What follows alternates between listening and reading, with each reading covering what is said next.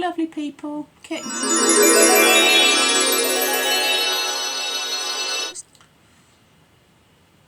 So here's a few tips for you while you're working these patterns. I've got them written down so I don't forget them. Most of these patterns can be worked in any weight yarn. All the difference it's going to make is the size. If you're using double knitting, you want a 4mm. If you're using Aran, you want a 5mm. If you're using chunky, you're going to want a 6mm. Super chunky, a 9, 10, something like that. Difference between something in double knitting is going to be that, and in super chunky is going to be that. It makes it, that's the only difference it's going to make. If it's a fitted thing, then it will make a difference to that's it. I try to make things as simple as possible for you. They're all easy peasy. It's all stuff we've done before. It's Christmas. You just want to relax. Go through your pattern, tick each line off, print it out. You can follow along, see where you're going. Vast majority of these are very quick. I mean, some of them are 10 minutes, 15, 20 minutes, certainly an evening's work. Just a little bit of something to entertain you. Don't be tied to a colour scheme. The amount of customers that have said, oh, I don't like that, it's blue. Well, do it in bright shocking pink then. Do it purple. Choose your own colour scheme. Go traditional, go muted. Go, I quite like the pink turquoise mint modern look. You do you. And on that note, a lot of the patterns can be adapted to everyday use by making them in a different colour. Nobody's going to know, you know, a mat for the tree can be a table mat to put your plates on. Most of the projects are small. If you don't want to buy a huge bag of filling and you've got an old pillow and an old cushion pad, it's pretty much the same sort of stuff. Or you can use cotton wool balls, doesn't give quite such a nice effect. Scraps of fabric, scraps of yarn, anything, because they're only weeny little projects. If you want to check out casting on, there is a casting on video. I'll try and put a link somewhere. Same with casting off. Casting off, everybody needs to think about their casting off, just because it's the most common problem that people have, that it gets too tight casting off. So I'll put both of those wherever they go. It's a great way to use the scraps of yarn. Most of the projects, the little light bulbs, could have a whole string of different colours. Use up all your little bits and bobs. This is what we save them for. And then don't be tied to the pattern. If you want to do it in stripes, do it in stripes. If you want to make big long light bulbs, make big long light bulbs. Make them big long ones and make them icicle. If you want to add texture, do a garter stitch. This is what I'm trying. We'll just have a quick little look at this one for you. This one is, it's all plain, it's a knitting and purl, putting it in the right place. It's how you fold it at the end that makes it into a different type of decoration. Now, the way I've written the pattern is you've got knitted bits, you've got purl bits, knitted bits, purl bits, and then you do exactly the same both way round. So it's doing a reverse stocking stitch on each side, kind of. If you wanted to just knit, you can just knit the whole rows. The reason I've done it like this is so that you get plain bits and textured bits. And when you fold this up, you'll see when you fold it, you will see the block colours. If that doesn't bother you to have the bits of joining going through, then you can just plain knit everything. There's a lot of changing colours, and it's very simple. when you change a colour like this, you just literally cut the yarn, get your new yarn,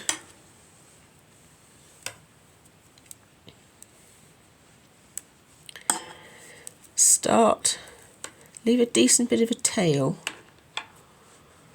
start work, just like that.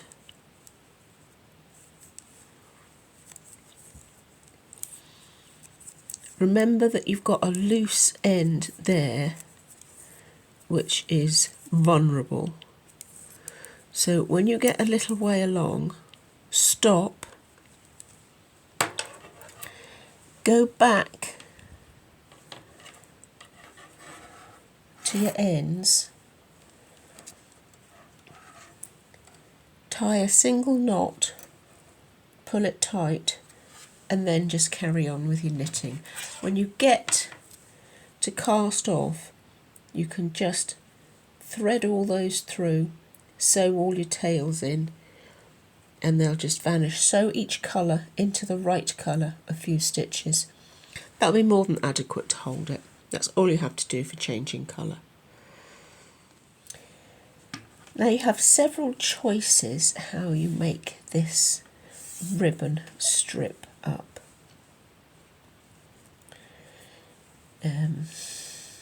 Fold it like that. You can make bigger circles, you can make smaller shape. Now if you start in the middle with a thread and you take it around all 4 quarters and pull it tight, you'll get a package parcel type decoration. You can hang it up with a loop in the middle, you could hang it up with a loop at the side. Alternatively, you could not pull it so tight. You could make up some starch and you dip it in the starch. You put your knitting needles in here. Let me see now.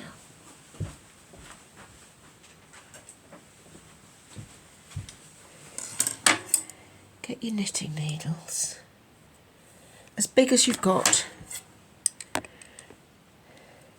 Put them in your loops, put 2 or 3 of them in so that you exaggerate. Hold on, come this way a bit. You exaggerate these bits, so you've got your middle bit there, and then you can stretch these out so you've got nice big circles. You can put a tassel on the bottom and you can hang it kind of like those sugar sweet and sour. I don't know if you can still get them. When I was a kid we had these sugared strips, sweeties. That's kind of the idea for that. You've got the alternatives of what you can make your parcel up. I might try and do both to put on the picture. Anyway, that's your ribbon decoration. Fold it, do all sorts of things. Tie a bow in it, why not?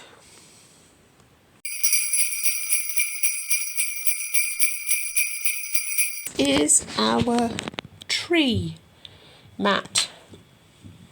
Every pair has little trees. There's a little to sit your Christmas tree on, or you could put it round the base and use it as a mini tree skirt. I'm not doing you a stitch by stitch walkthrough because it's stuff we've done a dozen times before, but I will give you a few pointers. Use circular needles. Doesn't really matter what size, 60, 80, 100, any of those will do. It's more about the flexibility of being able to work the stitches, because this many, I can't remember, 100 and something, whatever it was, and you're constantly decreasing. That many stitches in super chunky is a big ask. It's a tough work. Work very loosely. 9-10mm needle, whatever you prefer, absolutely fine, that doesn't matter.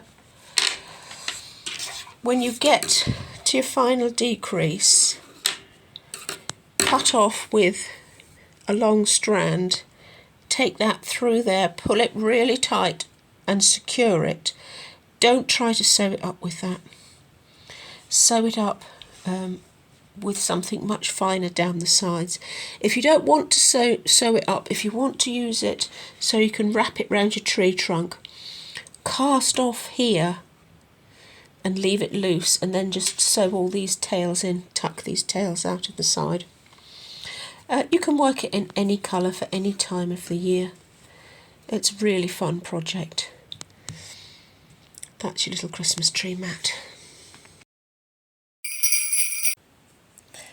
We are going to make an itty bitty dumpy shaped little Christmas tree that you can either use as table decoration in your centrepiece or put a loop on it, hang on your tree. If you've been with me any time, you'll have seen how we do our shaping.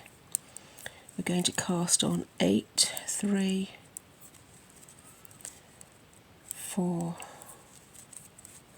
5, 6,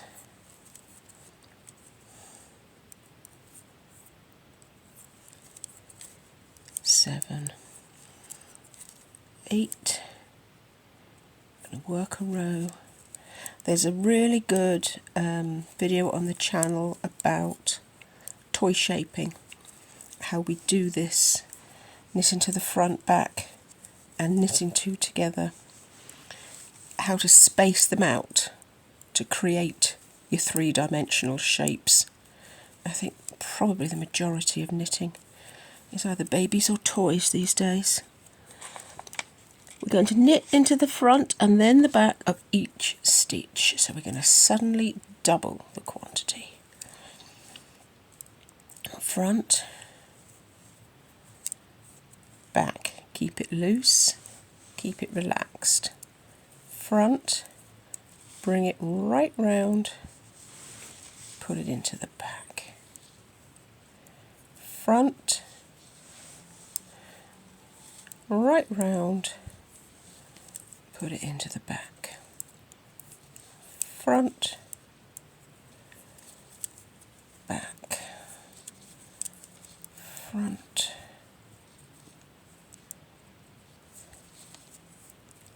get out of the way, can't see, back.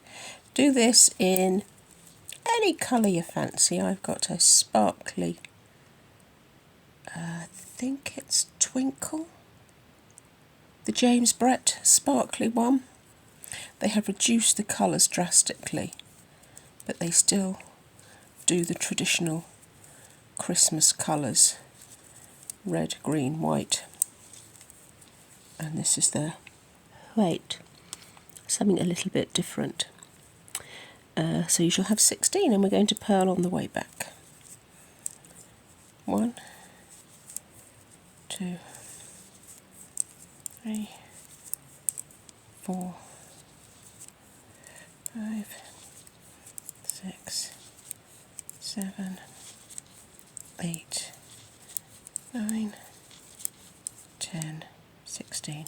Trying to do this year's as more of a knit along, so you get more information about the stitches and about the pattern than we have done in previous years. Simply because if you come back to it in a few years, the video will still be on YouTube, front back knit one, but it will no longer be available anywhere else. These advent patterns only go out to the email. They don't lodge anywhere else. It's not like the other patterns that you can go to the website and buy them.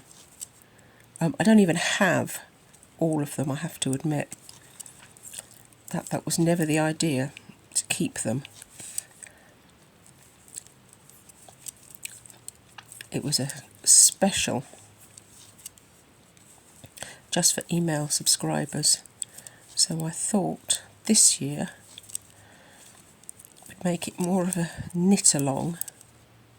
I'm nattering and losing my place here. So in a couple of years, if you come across the video, you still might stand a chance of following some of the patterns. Though none of them are very technical or complicated. That's not the point, is to make them nice and simple and easy, so you can actually do them. So we should have 24. Oops, sorry, bashed you there. Pearl on the bag back. 1, 2, 3, 4, 5, 6, 7, 8, 9, 10, 11, 12, 13, 14, 15, 16, 17, 18, 19, 20 and 4. So that's right, excellent. The next 2 rows is knit into the front and then into the back of the first stitch, knit 2. That goes all the way along, we've got 32. And then purl, knit into the front, the back, knit 3 to get to 40 stitches. And then do 3 purls to alter the direction of the knitting, because this is the base and this is your tree. So I'm not going to bore you with this bit. I'll do this bit and then we'll talk about decreasing. We've shaped up underneath for the tree, and then you put 3 rows of purl together so that you get a line across the middle. What that does is push the 2 rows like that. So that is going to sit underneath and this is going to slope the other way. If you didn't put that there, you would get a hard job to make a straight line to make a good shape to the base of your Christmas tree. It's the same thing if you do bowls and baskets and stuff like that. You put an extra line in there. It helps push the stitches, the rows away from each other, so it will sit like that. Now when we get shape up for the tree, you will find that it's a little bit uneven, a little bit erratic. That's so that you don't get an exactly hard shape, shall we say. So it's the same thing. I'm going to knit 2 together like you do, and the first time we're going to knit 8.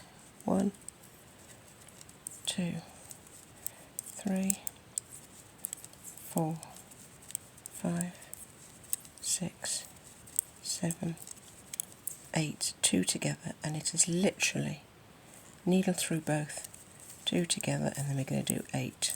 1, 2, 3, 4, 5, 6, 7, 8, and carry on up the tree with your various decreases. 2, 3, 4, 5, 6, 7, 8. I've never mastered big numbers and counting without talking. Carry on up your tree, doing all your decreases to get your tree shape, and then we make a little pot to stand it on.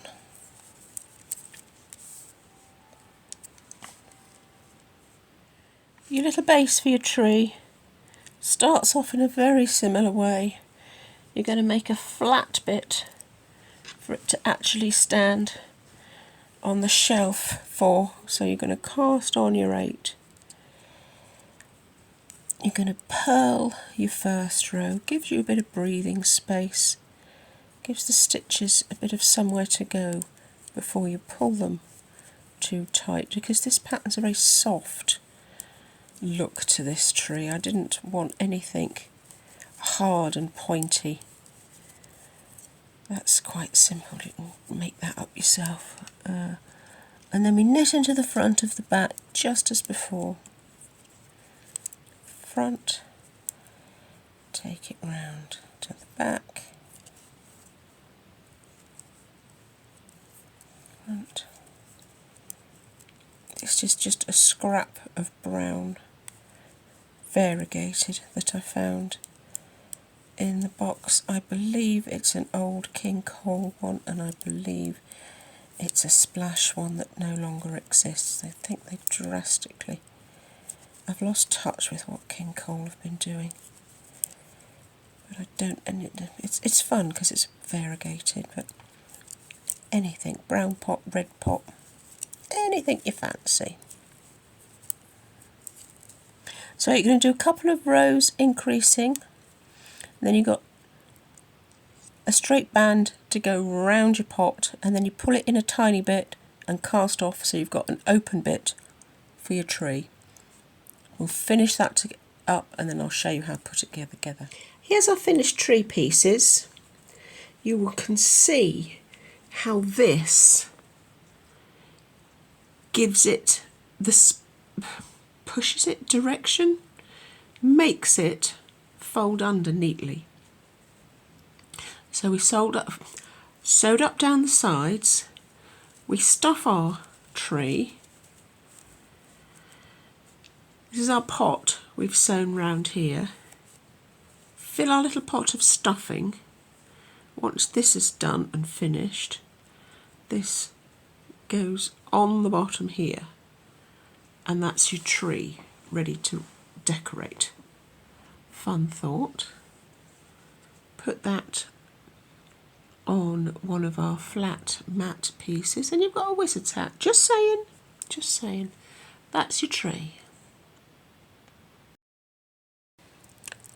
I don't say this very often. This one is super number critical. If your number's not right, it won't work. So check it, double check it, make sure before you start your rows. There is only 5 or 6 rows in this whole pattern, but make sure you have got exactly the stitches you want before you get started. Otherwise it's a start again. Cast on 55 straight into the pattern. We're going to knit 4, 1, 2, 3, 4, and then we're going to do the twiddly bit. We're going to put the needle behind those 2 stitches, slip them off. We're going to knit the next one, keep it loose because it's really tough to work this super chunky like this. Lift those 2 straight over. Then we're going to knit 8. Took me ages to get the divide in the right place for this. 4, 5, 6, 7, 8. Right, the twiddly bit. Point 2 stitches in, slip them knitwise without working them. Knit that one. These 2 together straight over the top. So you're losing 2 stitches every time. I don't find super chunky particularly easy to work. 1, 2,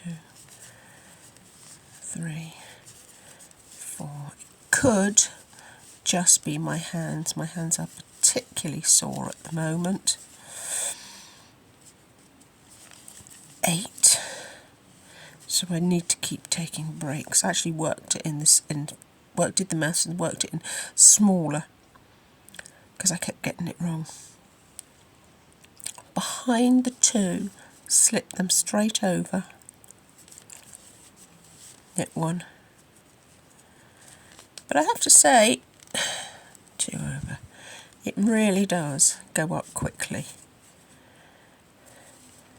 1, 2, 3, 4. You do get 5. A lot of bang for your buck with Super Chunky. It really is a statement piece. 2 together, knit 1, slide the point of this needle back under here, straight over your knitted one. 2, 3, 4, 5, 6, 7, 8, slip 2, knit 1, pass your 2 over, get the champagne out because you've got your 4 stitches left that you should have. This is so versatile, this little pattern.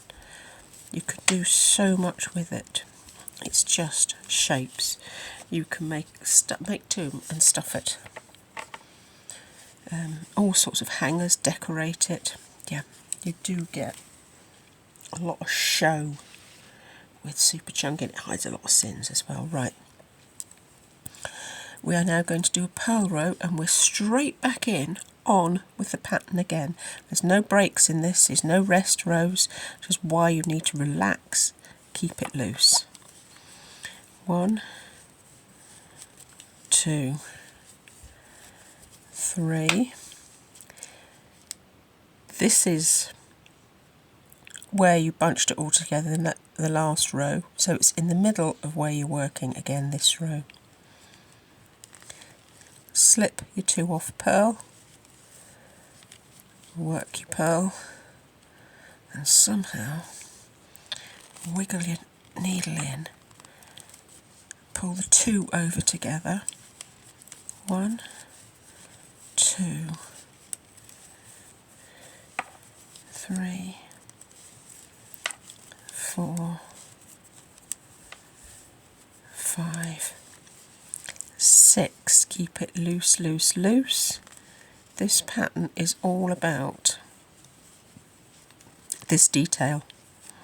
This tweaky little detail is what makes the whole thing work. Which is why stitches have got to be spot on every time. 1, 2, 3, 4, 5, 6. You can see the clump of where you gathered them all together in the previous row. It's the centre of the group of 3 you're working on now. Slip 2, knit 1,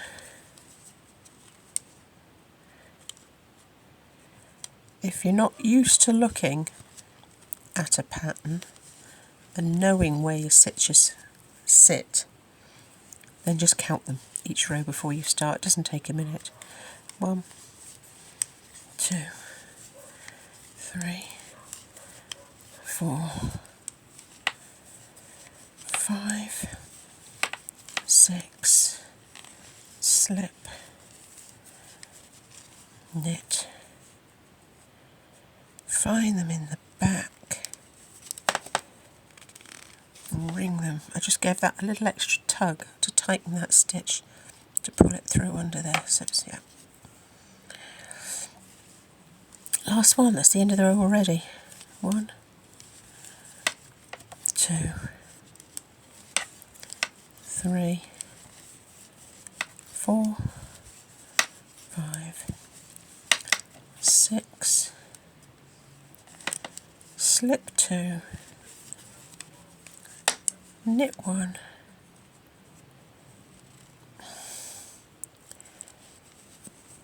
these two over and celebrate because you have 3 stitches left, which is what you should have.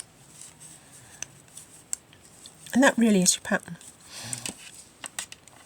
Each one, you can see it already starting to form your points. This is your twiddly bit in the middle there. So we're doing 1, 2, slip, knit, pass the 2 over, 1, 2, 3,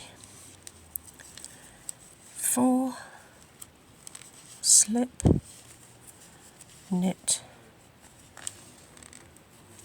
pass the 2 over, 1, 2, 3, 4.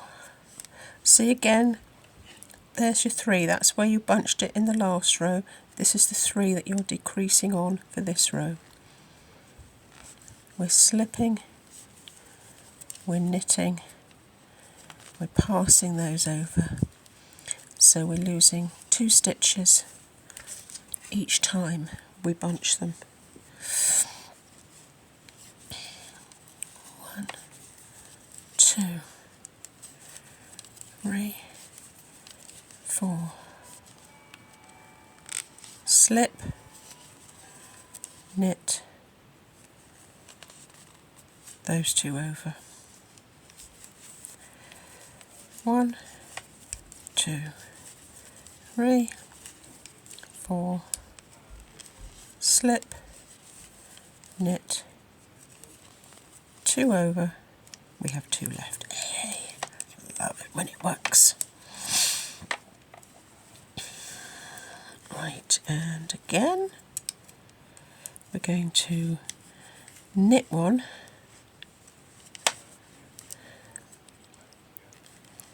2, 1. See, it goes down so quickly. 2 over. This doesn't work on, this particular pattern doesn't work on fine yarns. I did it to practice my points, but it looked dreadful. It doesn't work at all. It's the big chunkiness that gives it its style, it gives it its body and shape. 1, 2. We're going to slip those 2 together. Going to knit 1. Going to pass those 2 over. Yes, it gets very fiddly and tricky. Hang on to this bit so it doesn't all scoot off together. 1, 2, slip, knit, 2 over together,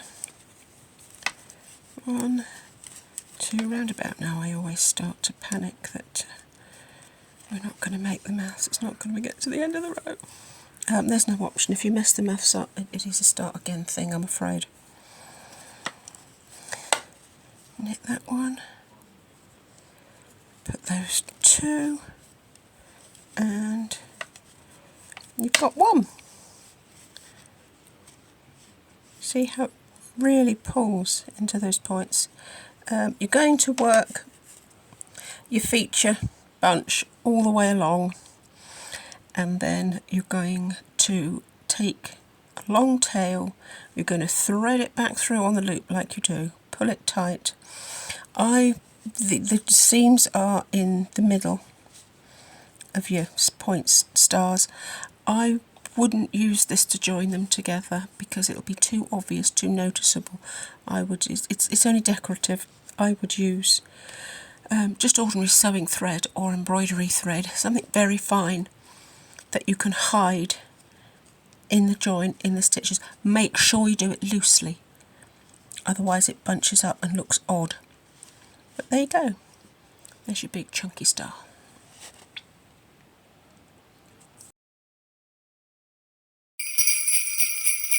Right, we are coming on to our string of Christmas lights. I think I've come up with quite a novel way to make the end knobbly bit, you know, where the electrics, where the bulb screws into, easier to work and look neater. So we're going to give it a bash. 1, 2, 3, 4, 5, 6. Okay, and then we're going to knit that 6. Any dark colour will do.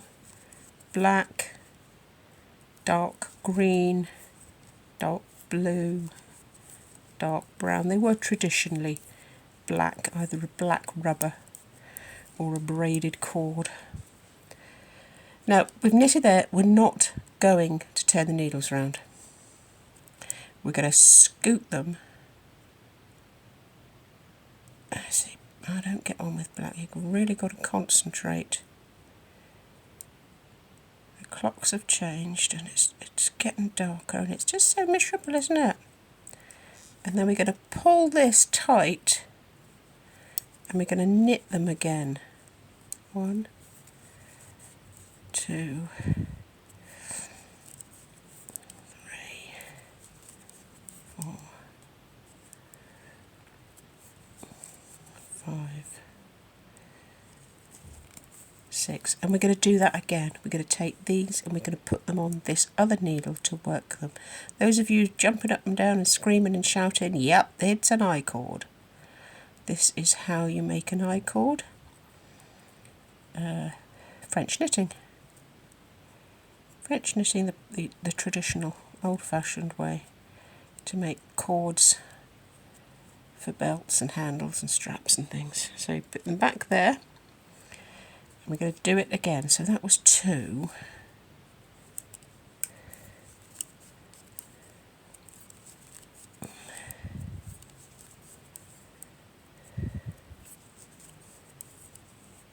That was 3, and I'm going to write that down because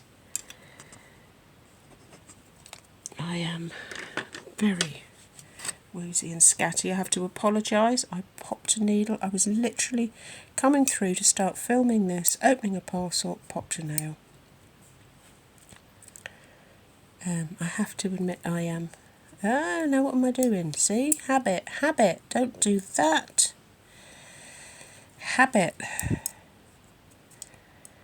Put it back this way. I am a little woozy and I'm apologise if I'm a little bit woolly in some of the videos. I am working quite hard, probably much more so than I A, want to, and B, should be. But it's the end of the year and there's a ton of stuff to get through before the end of the year, and that's without all the extras of catching up with the flat, trying to do repairs and all that kind of stuff, setting up for next year. So I'm kind of thinking, hoping come next year we'll get in a better groove and a rhythm and I can start. I think my stuff's improving. I think my works I'm doing better. It takes time to learn these things, to get it in your head. 1, 2, 3, 4, 5, 6. So that's 5.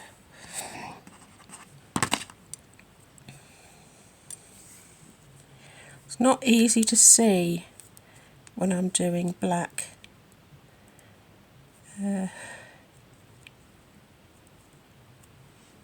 then that's traditionally what they are. I suppose I could have done a pale one, but it just doesn't look right, does it? Put them back, pull that tight. Keep the tension on it, keep it fairly tight.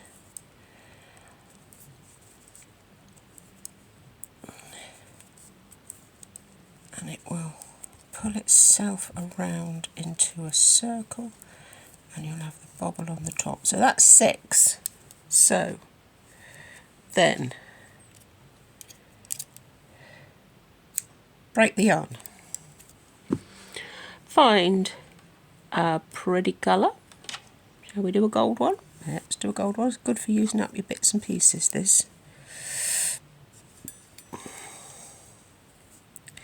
Now, just to start, we're going to do a purl row with those 6 stitches.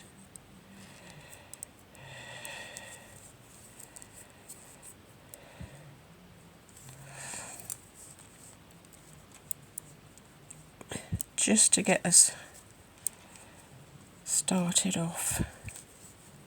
That's the bit that tucks into the cap. They're always screwing these little tiny bows. We had some amazing ones as I was a kid.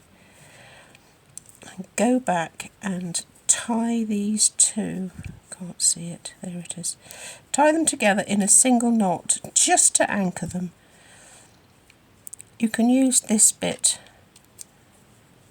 to add down here. See, it's pulled it round. Pull it round so you've got a little stalk, really. Now we're going to do the usual, front and back on every row to bulk it out.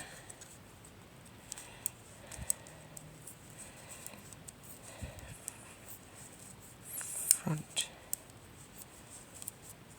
back, front, back, front. Always remember to make that big sweep, that big gesture. See that big gesture? Keeps your tension. That big sweep round keeps your tension right. And then we are just plain increasing, getting a big bowl shape on it, and then we're working down towards a point. But I just thought that was quite a novel way to do that. It looks fine. You don't have to stuff it, you don't need to do anything to it. It'll sit in that little shape nicely. You can use this tail to sew across, just to get rid of tuck the tail in, and use this tail to sew onto your cord or whatever you're going to hang them on, or make a loop, add them to your Christmas decorations, anything. Wrap them up in Christmas parcels, streamers, anything. So I'm going to make a few of these for the photographs. I was just about to go rattling away there, and the next row is purl front and back, and I thought, oh, you might not have seen a purl front and back, you might not know that that's possible, because there's a little trick to it. Now, you do your purl, but then you can't get in the back of that stitch.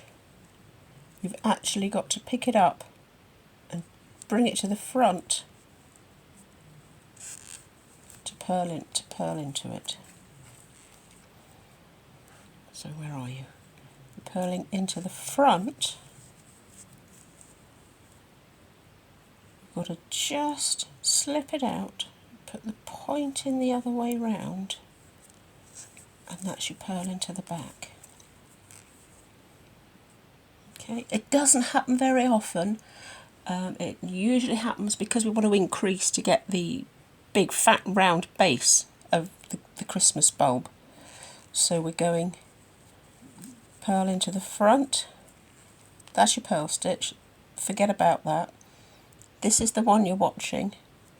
Slips off the needle. Flip the point of the needle through the back of the stitch. Still, that's where the first stitch came through. Can't do it quickly, I'm afraid. So that's purl front.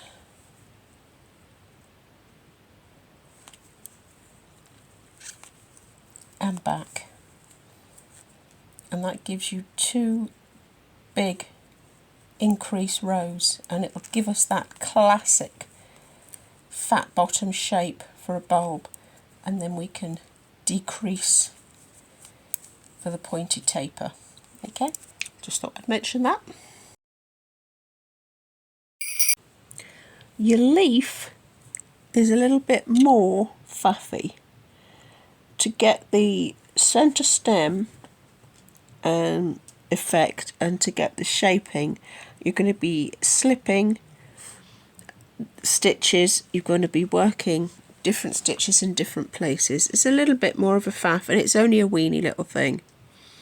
So we're casting on 5, slip,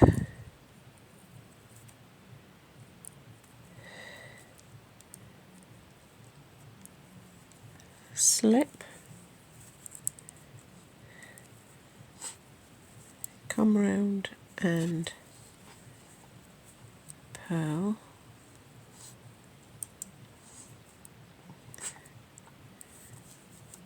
knit. Oh look, we got a bit of company, bless him. He's going to be nagging for his afternoon walk in a minute. Purl 2. So we're going to slip,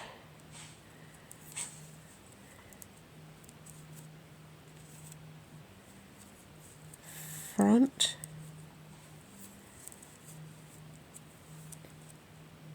back, purl 1, front,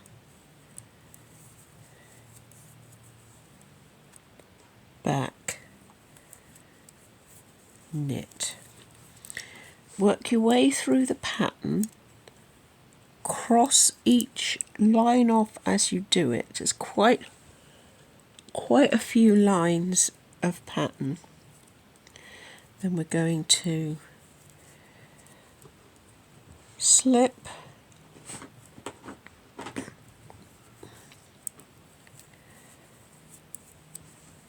purl 2. You will eventually start to see, or is it trying to focus on him instead of the thing? You will eventually start to see where the centre vein appears. 1, 2, 3. And the growth comes each side of the leaf.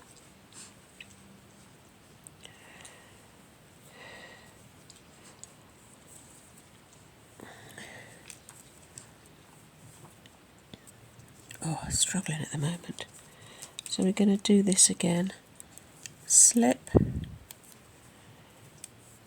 front, back,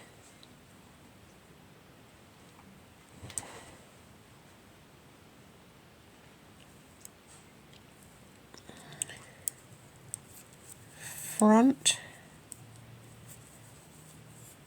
back, purl. You can see now we're starting to develop where the vein's starting to come through. All I can say is work through each line, trust the process. Once you've done one, it'll be an absolute doddle. Once you've done one, you'll be fine.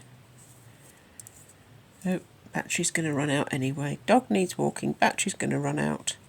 I'm going to have to finish this in a minute.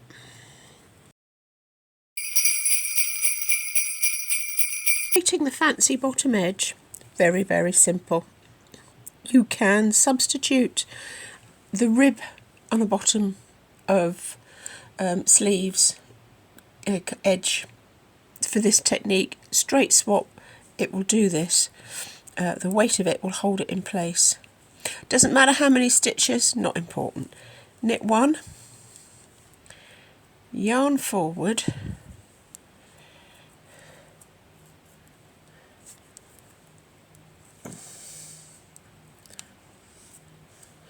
two together. I have a funny feeling these knitting needles are a different size. Yarn forward, but it's only a demo. One of them's lost the end. Yarn forward, two together. You're not increasing stitches because you are knitting two together. And you've just worked all the way along.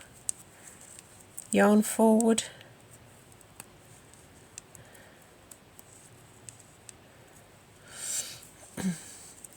two together, yarn forward,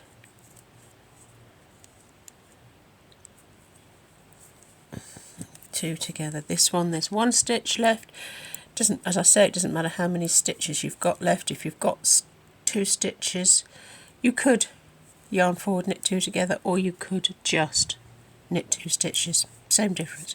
I prefer to knit two stitches, gives an easier edge to sew together. That's me, you do you.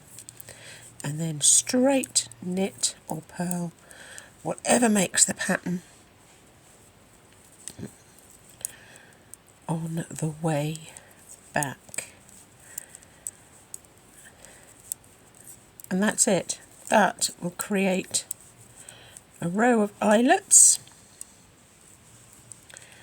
like this.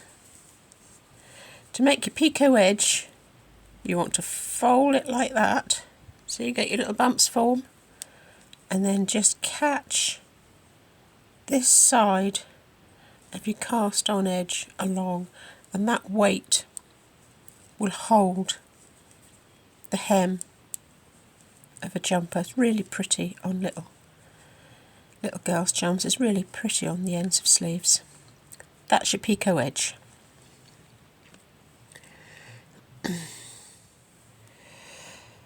We're going to look at the loopy stitch. I don't want any excuses. Oh, it's too hard, it's too difficult, I can't do that. It's knit. It's a knit stitch. So I'm not having you copping out and ignoring it. You can do this. There are different ways to do it. There's various ways with fingers and thumbs and all kinds of things, and bringing it forward and back and messing about. This is the easiest way I like to do it. Any number of stitches. It's worked on each individual stitch, so I'm going to look a bit cack-handed doing it, as you can see. We're red, raw and swollen again, but I like to start every beginning and end with a knit. Line your finger up along your left knitting needle. Go in as if you're going to do a knit stitch. Go down between the needles, around your finger and around the needle. Pull the point of the needle through. You'll see, focus, you've got two loops because you went around the needle twice. Slip this point gently out, put it in the front of that to catch them, work them in a knit stitch to lock it. And give it a little tug, I don't bother. Okay, and every single stitch is the same. Line your finger up with the knitting needle, put the point of the right needle through, go down, right around your finger, around the needle again, round your finger, round the needle, gently pull the point up through. You've got two stitches on there. See if we can get that to do that better. Put the point of the needle in there,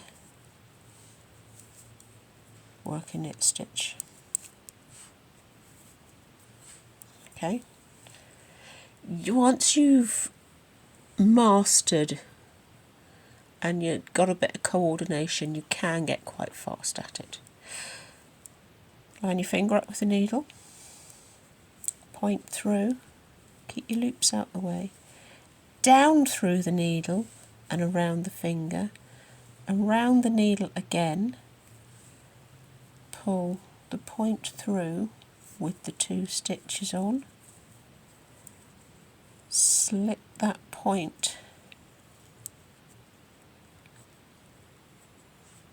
in there, knit it. Unless I'm remembering incorrectly, when I was a young thing, we used to call this teddy bear stitch. It seems to have been renamed into loop stitch or loop stitch. Don't matter. All the little girlies in the 70s, 80s had little bonnets made with this stitch.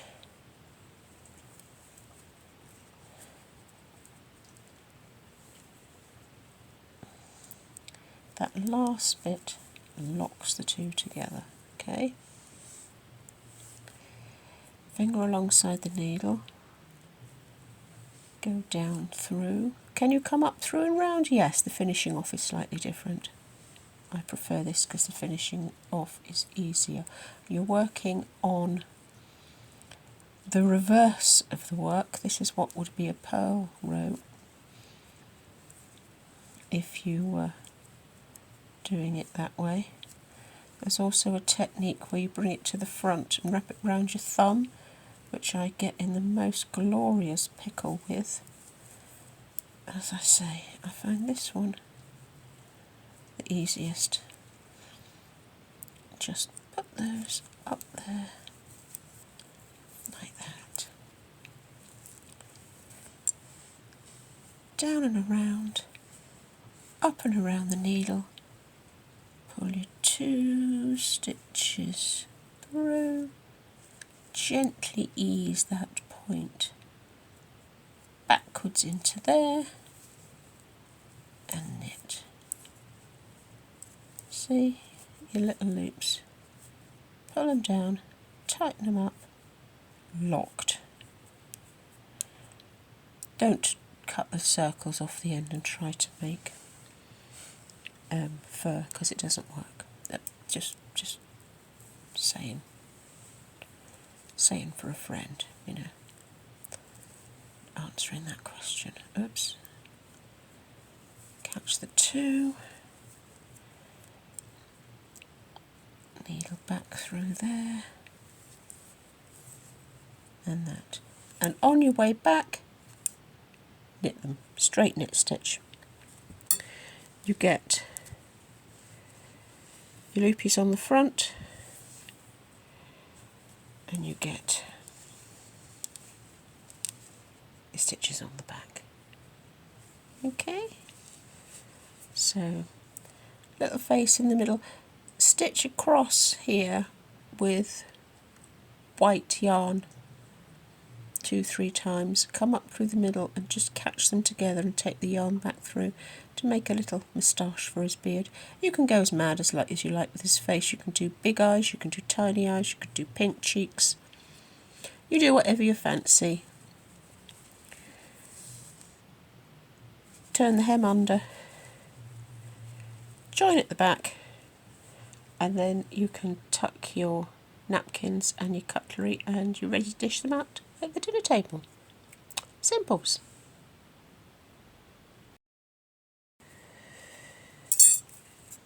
To make our mistletoe, what I'm going to do is talk you through how to make an I-cord, the actual technique, and then give you some tips of how to use it once you've made it, because you can do all sorts of things with it. So we're going to cast on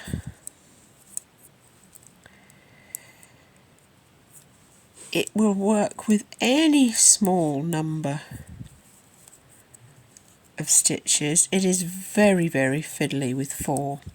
But 4, 5, 6, 7, 8. After that, it starts to get a little bit not quite going, because a long way for the yarn's got to go from this side to this side. You'll have to experiment, but it's exactly the same technique. You only use a knit stitch, you cast on and you knit. This is the same thing as knitting dollies, French knitting, pin knitting. This is where it comes from. Easier, quicker doing it like this, but that's my personal opinion. You knit them. Now you're going to have to forgive me because my hands are really bad and I haven't got a lot of feeling, so it's going to look incredibly awkward and tricky, but it's me, not you. You put the stitches straight back on there and then you knit. Keep this reasonably tight. You don't have to do too much work with it as such. It will settle as you go along. And you're going to do quite a big chunk of length. So it will soon settle. Don't worry about it, don't think about it. Done it in white so you can see it easily. It's easier to see things in pale colours. But use up all your scraps. Mistletoe is kind of a drab olivey green, but the shape's fairly recognisable. So just use up what you have and mix and match, or a variegated green, that would be fun. That would be really fun. I am going to make one. It's just that I'm not going to subject you to seeing me struggle. So, literally that's it. Find yourself a nice quiet spot where you can wedge yourself in. Oh, I split that stitch there. Oh, did I? No, I didn't. That's it.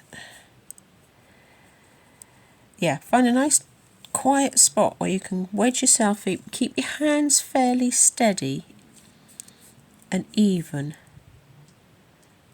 And if you can keep them in a similar position, it's just a slip backwards and forwards and keep knitting.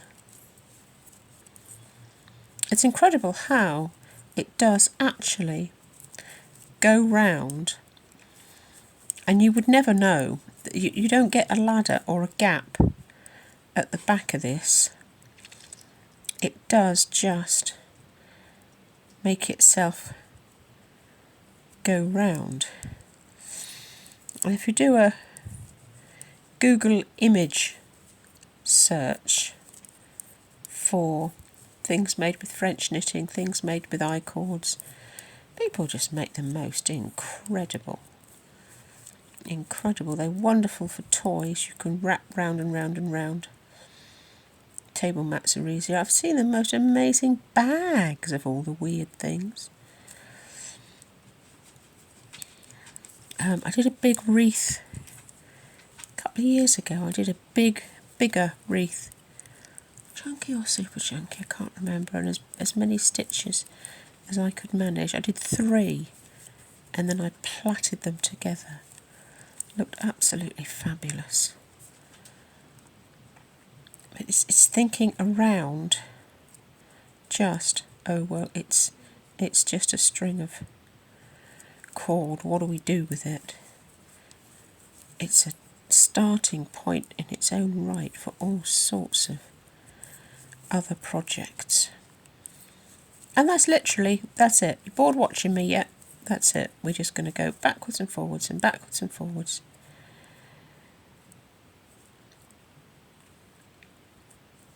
one of these projects. You don't have to think about it. There's no pattern to follow. It is all knitting. You don't ever lose your place. You need to work out how long you want your cord and what you're going to do with it. That's the trick, and that's the bit I'm going to show you next. But you see, there you go, it comes round. Where are you? Can we make this focus? Hello, little thing. Focus, focus. It's an I-cord, and there's a little hole down the middle to put your wire through. Let me show you some tricks of what to do with it once you've made it. Here's a little trick to work out how long you want to make your I-cord wired little pieces, and this will work for anything that you want to do. Mistletoe is kind of that shape. It's got long leaves. Doesn't have to be perfect like that. So you take your wire there, there, there. Get a piece of string, lay it down on your sketch, measure your piece of string. That will give you an idea of how long to make your piece. You can make lots and make them various lengths, different size leaves. That will make it look more natural. But it'll work for anything. If you wanted to do a loopy flower, same thing. Get a piece of string, lay it down like that and around, measure your piece of string, and then you'll know about how long to make it. Anything you can do with a piece of string, you can do with an I-cord. You can write words if you want. They have to be quite big for it to show, but you could make yourself join in a piece there. You could make yourself a whole bunch of flowers for the summer. So you might just want to make some leaves and then sew them together with another leaf. You might want to do that. But make your basic shape. Make longer stems, shorter stems. You might want to come and put a leaf like that. Put a cluster of berries in there, cluster of berries in there.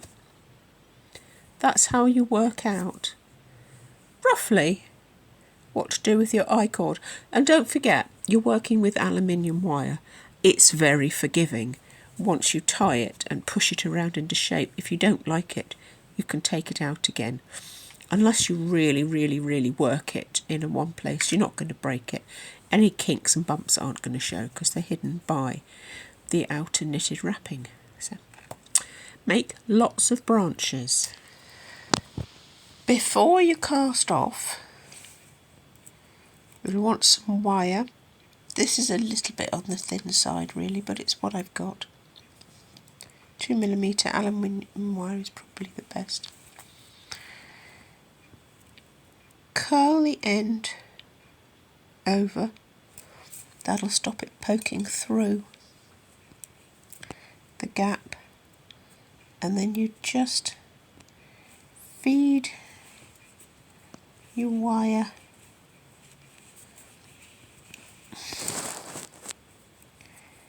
into the gap we have here. Feed it all the way to the end so you've got a firm piece to shape, and then take it through the stitches and secure it. This is our next pattern. It's this spiky leaf. This is a weird one. It's not complicated. It looks as if it's going to be very complicated. It's only a few rows, very simple techniques. It's the way you put it together. Don't try to understand it. You won't make any sense of it while you're working it.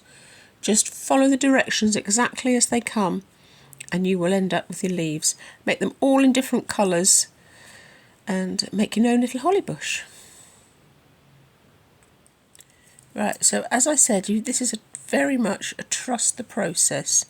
You won't be able to make much sense of it while you're doing it. I've worked it particularly in a plain pale green so that you can see what's going on. I've cast on 5, knit 2 rows. Now we're going to knit 1, 2. We're going to pick up into the loop before the next stitch and knit it. Then we're going to knit 1.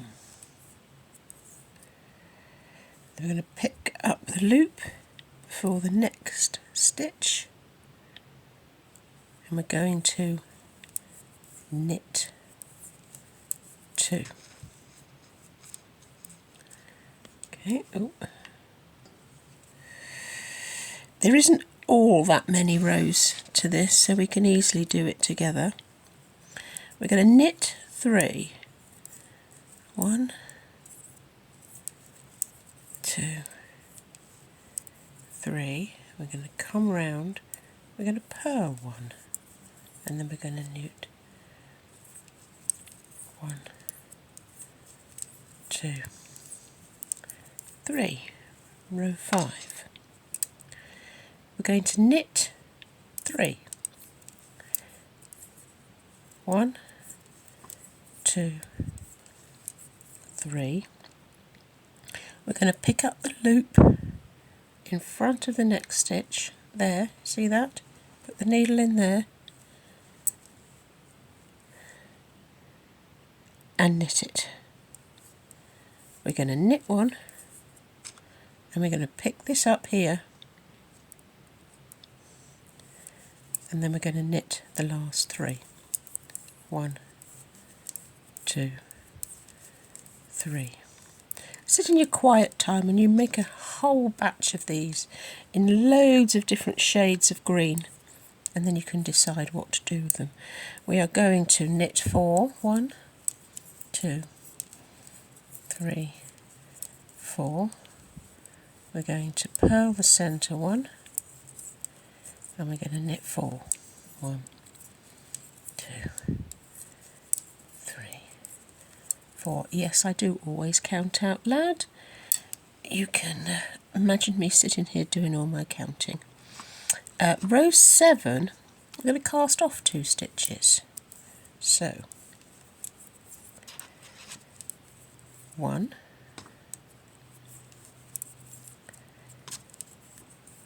2. We're going to knit 1. We're going to pick up the loop in front of the next stitch, knit it, knit 1. We're going to pick up the loop in front of the next stitch and then we're going to knit 4. 1, 2, 3, 4. And it's oddly reassuring to talk myself through my patterns as if I'm teaching myself, telling myself what to do. So, next row we're going to cast off 2.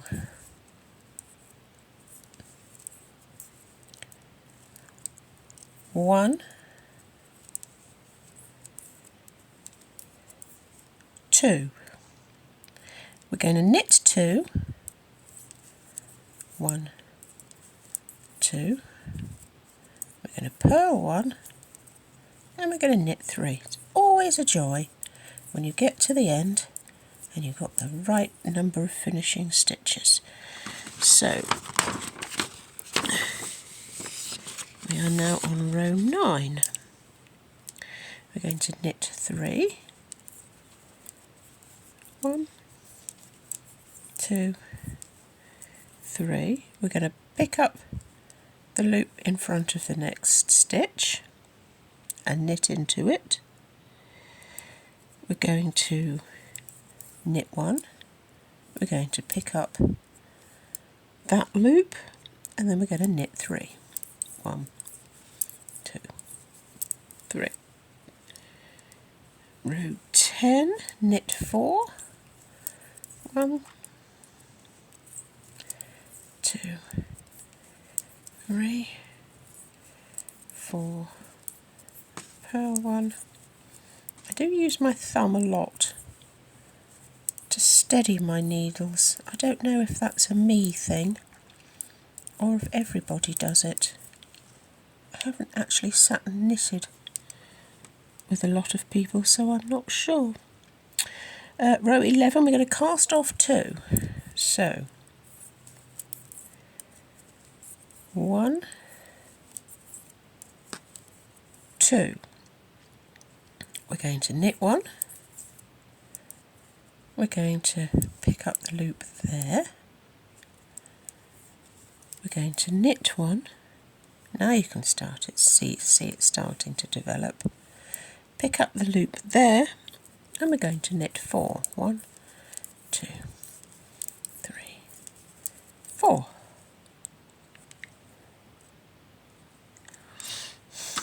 Right, row 12, we're going to cast off 2 stitches.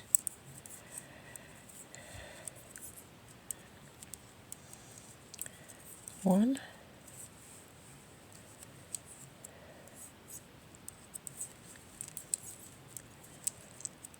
2. We're going to knit 2, purl 1, 1, 2, 3. We are nearly, oops, daisies, we are nearly there. Row 13, let me just scoop my pattern down. This is why I write the rows out when it's somewhat tricky and fiddly like this. It's so much easier to have it written in front of you. Again, I think that's a me thing. Right, row 13. Oh, Eddie's making his bed again, bless him. Knit 3. 1, 2, knit 3. Pick up that loop there. Knit into the middle, you can see the thing starting to develop. Knit into that side there, and then we're going to knit 3. 1, 2, 3. Row 14, we're going to knit 4. 1, 2, 3, 4. Purl 1, 2, 3, 4. Row 15, going to cast off 2. 1, 2, and then we're going to knit 6. Excellent. 1, 2, 3, 4, 5, 6. Second to last row, we are going to cast off 1.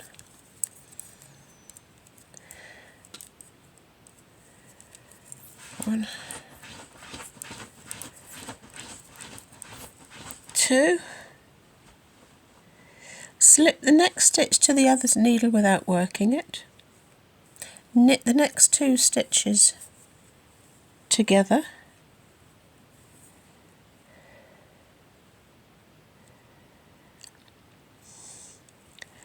Lift the slipped stitch over that stitch and knit 1. Very lastly, we're going to knit those 3 stitches together. I'll put that through there, but I haven't got scissors to cut it, so that'll have to do for the minute. There, isn't that clever? You get a little vein up the middle, you get your little pointy bit on the top, you get your little pointy bits for your holly from where you've cast off. So this bit, you leave that long so you can sew it together. You can pile them all up and sew them together with their tails. Couple together with a red button and you've got a motif for your hat or your jumper or what have you. That's your leaf shape. So we've made some holly leaves, we've made some little parcel decorations, we've got our mistletoe shapes. The whole point of all those funny little things is we're going to make a wreath base. Now I've got, this is a polystyrene ring. Do you know, I can't remember if it's 18 or 22 centimetres. It's 20 centimetres, doesn't matter. Mine's flat, it's only a half. So the stitches I'm going to cast on are going to cover this. If you have a round one, you might want to add more stitches. As long as you add them and keep an odd number of stitches, the pattern's fine. We're going to cast on to go around here, and then we're going to knit long enough to go round. If you've got a smaller wreath, or if you wanted to work it in a chunky or a double knitting, then just experiment with your stitches. This pattern is so beautifully simple. It is an absolute joy, and because we're working in the super chunky, it shows the texture absolutely beautifully with no effort, and it goes up really quite quickly. So we're going to cast on 1, 2, cast on fairly loosely, 3. I find it quite a handful to cope with super chunky these days. There's bonuses that it goes up so quickly. Fairly yarn hungry, more yarn hungry than you would expect, because a lot of the weight goes in the width, not just the size of it.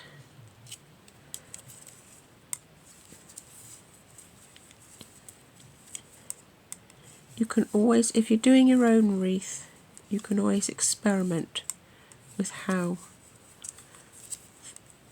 wide you want it. You want it snug, so that it shows off the texture without drooping. The joy of super chunky, in my opinion, is that you get such a super chunky, you get such a textured effect. 1, 2, 3, 4, 5, 6, 7, 8, 9, 10, 11, 12, 13.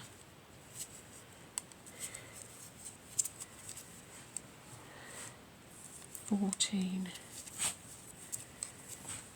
15. Oh, here we go. We're having our bed making session. We're going to knit. We're going to purl to the end of the row. The super chunky shows off textured stitches so beautifully, it really does. Not as good for cable techniques because it's a bit gappy, because it's so thick it gets a bit gappy. But the knit purl textured stitches, it really does show it to its absolute advantage.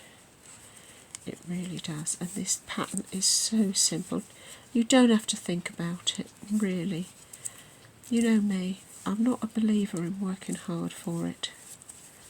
This is just a joy, and if you only got a short amount of time, you can sit and do half a dozen rows, 10-15 minutes, and you'll have a huge great chunk done, and you can decorate it however you like. So this is going to be, every row is the same, every row starts on a knit. So as I tell you, We're going to knit over the purl bump, we're going to purl over the flat knit. It's moss stitch. This is what they call moss stitch. It's the opposite of a knit one, purl one rib.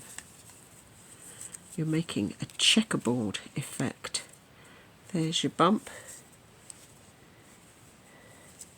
Take it flat. There's the flat.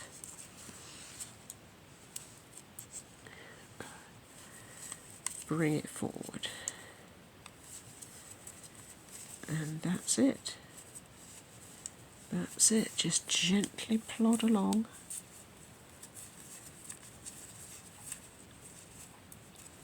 You wanted to fit fairly snugly. You will need to stretch the piece to fit, because the outside of the wreath, obviously, is bigger than the inside. So you're going to need a compromise slightly bigger than the inside and stretch it. And that's it, literally. We'll just do the row. All the rows are exactly the same, and you just keep going. Stretch it to cover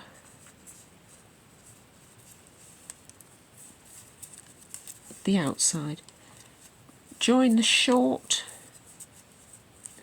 edges first, so you get a circle, and then fit it round your polystyrene ring. You can stick pins in it if you need to hold it in place to make sure you've got it where you want it, and then just lace it together. Do it with a finer yarn. Don't try to sew things together with this super chunky weight. It's not practical. It's going to be hidden at the back, so if push comes to the shove, whatever you've got in double knitting, possibly chunky, that is a similar tone, is going to be good enough. And you can get, once you've got your ring base, you can get as fancy or as simple as you like. You could just put a snowman toy in the centre of the wreath with a few little snowballs or something at his feet, and a big bow on the top. That's it, that's done. Or you can make loads and loads of the little holly leaves. I've given you holly leaves and mistletoe. Mistletoe. So you can decorate round with it. You can decorate. I quite like them on one corner at the side done. Well, you know, one section at the side done. I kind of like that off-centre look. You could just hang. I think last year, if you were on the list last year, we made a bell. Hang a bell in the middle of it. But there are loads of other patterns. If you've been with me a while, you'll have a little stash of flowers.